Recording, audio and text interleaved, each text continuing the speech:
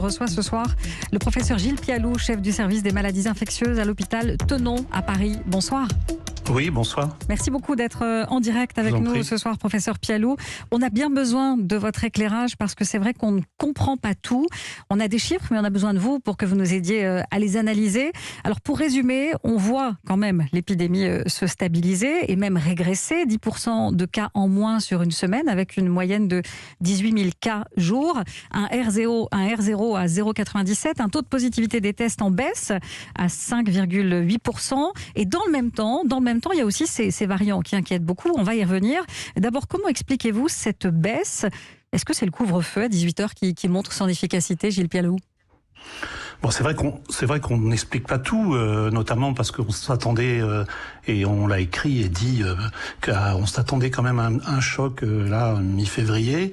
Il faut quand même rappeler, malheureusement, qu'on est quand même dans un positionnement, un très haut plateau, avec quand même un taux de réanimation, de remplissage de réanimation qui est au-delà de 60%, autour de 65%.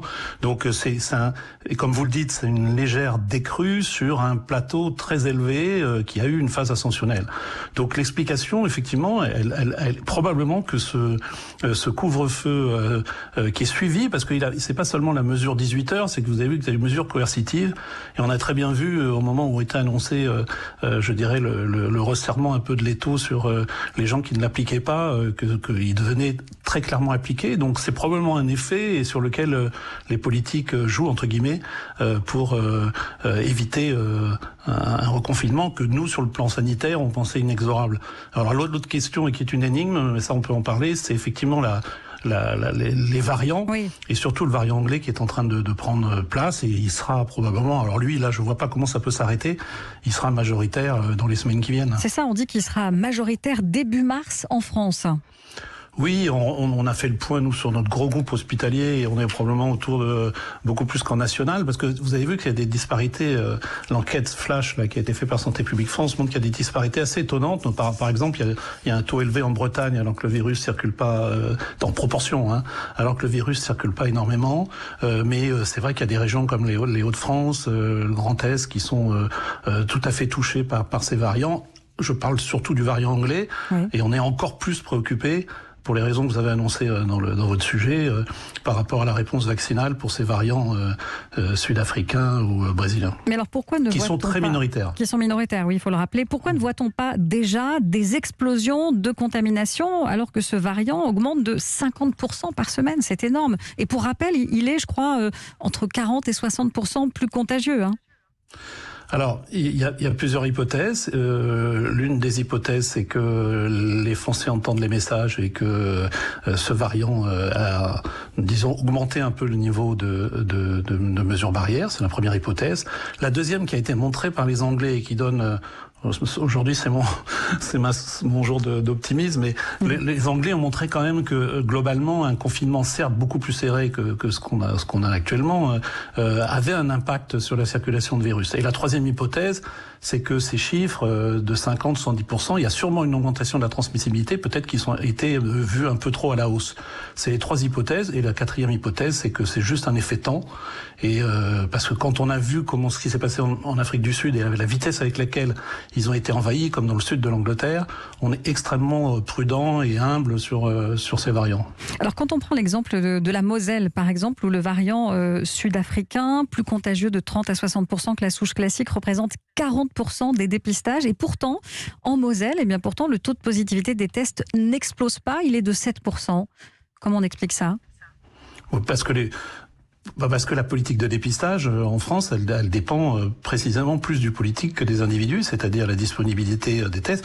Il faut expliquer aux Français que on sait maintenant exactement faire le tri, et d'ailleurs même pour ce qui est du variant anglais, on n'a pas besoin de faire tout le génome, on a des tests PCR qui sont spécifiques et qui permettent très facilement sur un seul prélèvement, toujours au fond du nez, hein, de savoir quel est le variant. Donc là, c'est pas un problème technique, c'est un problème d'offre de dépistage. Et évidemment, ça fait partie des propositions qu'on a à faire si on doit vivre avec, parce que c'est le sujet actuellement, vivre avec versus se débarrasser comme l'ont fait certains pays, c'est-à-dire c'est-à-dire Covid-0. Et si on vit avec, il faut augmenter complètement la puissance de feu du dépistage et dans son sillage de l'isolement. Je crois que c'est un projet qui a été souvent annoncé, mais qui n'est pas encore dans la pratique. Et il faut regretter que ce taux de dépistage n'augmente pas en France alors qu'on a des variants. Donc il faut augmenter les dépistages. Est-ce que vous comprenez la volonté du gouvernement de ne pas prendre de mesures de restriction plus fortes en Moselle et à Dunkerque, notamment de ne pas fermer les écoles alors que les élus le souhaitaient et alors qu'on est à une semaine des vacances ? Je pense que c'est des décisions purement politiques. Comme vous le savez, il y a un débat sur le poids du scientifique, notamment du conseil scientifique, qui a eu des positions quand même très claires sur l'utilisation de cet outil qu'est le confinement. Mais quand on dit le confinement, il y a plusieurs façons. Là précisément, vous faites appel à une notion qu'on a évoquée très tôt, qui était le confinement soit en population, soit le confinement régional. Alors après, c'est une décision politique locale, et vous avez bien vu que pour ce qui est de la Moselle, il y a des prises de position qui sont un peu différentes entre le pouvoir central, le pouvoir local, et à l'intérieur du pouvoir local, les scientifiques, l'ARS, le préfet qui peuvent avoir des positions différentes. Moi, je ne sais pas quelle est la solution pour la Moselle, mais je ne peux pas imaginer que la problématique de la Moselle reste en Moselle. Bon, on parlait dans le journal de 18h de cette nouvelle enquête de l'INSERM et de Santé publique France qui dit que si nous ne changeons rien dans les mesures de restriction, les admissions à l'hôpital passeraient d'environ 10 000 par semaine à près de 15 000 autour du 7 mars et puis à plus de 25 000 dans la dernière semaine de mars, c'est-à-dire davantage qu'au pic de la deuxième vague. En gros, tout ce qu'on voulait éviter. Oui, c'est vrai qu'on a dit au début que les modélisations se trompaient, mais elles se sont trompées de moins en moins. Et plus le temps passe, plus les modélisations sont proches de la réalité. Donc c'est à prendre effectivement avec attention et avec des moyens qui sont celui qu'on est en train de développer dans les hôpitaux. Et vous avez vu qu'il y a des notes de la Direction générale de la santé. Nous, on a des notes à d'autres niveaux de déprogrammation, notamment, qui permet de récupérer du personnel pour équiper la réanimation, parce que dans les chiffres que vous avez évoqués, il y a un chiffre qu'on n'arrive pas à expliquer, c'est que ça ne baisse pas en réanimation. Ça ne baisse pas en réanimation. Alors là aussi, c'est peut-être un effet temps, mais on est toujours dans un solde, comme on dit, positif. C'est-à-dire qu'il y a plus d'entrées en réanimation, en tout cas en Ile-de-France, que de sorties. Donc là aussi, on a une prudence, puisqu'on sait très bien que c'est par la réanimation que l'étranglement, que le syndrome qu'on avait vu dans l'Italie du Nord, et puis aussi un peu en Espagne pour la première vague, nous guette.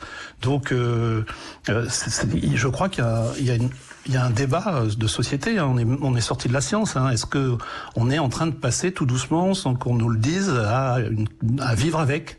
C'est-à-dire qu'on accepte qu'il y ait des décès, certes chez des personnes qui ont plus de 75 ans, mais c'est un vrai sujet. Et je pense que, pour ma part, je pense que ça devrait être un débat au moins de citoyens ou de la représentation nationale, de savoir si, dans l'attente de l'effet vaccinal, ouais, qui est très lent, on a une acceptation comme ça d'un taux d'hospitalisation important, d'un taux de patients en réanimation et des décès de personnes qui ont, contrairement à ce qui se dit par certains experts, encore des années à vivre.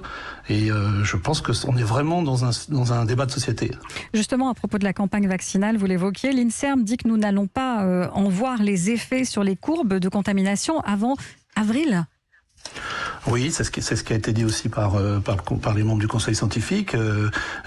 Oui, parce que il faut comprendre qu'on est dans certains. Alors même si on a une certaine réussite dans les EHPAD qui ont été priorisés par la Haute Autorité de Santé, alors que les soignants ne l'ont pas été, mais on est avec des chiffres de couverture vaccinale dans des populations où le virus circule et les soignants font partie. Ça a été montré notamment par l'étude de l'Institut Pasteur. C'est un facteur de risque d'être soignant parce que pas seulement d'ailleurs par le contact avec les malades, c'est aussi par les transports, la vie sociale qu'on peut avoir les différents soignants. Et quand on regarde la couverture vaccinale des professionnels de santé, on est autour de 27% en dehors des EHPAD et à 16% dans les EHPAD. Donc tout ça va mettre du temps et comme vous le savez, c'est la rencontre entre dans le meilleur des cas, entre une immunité qui a été induite par l'infection et celle de la vaccination.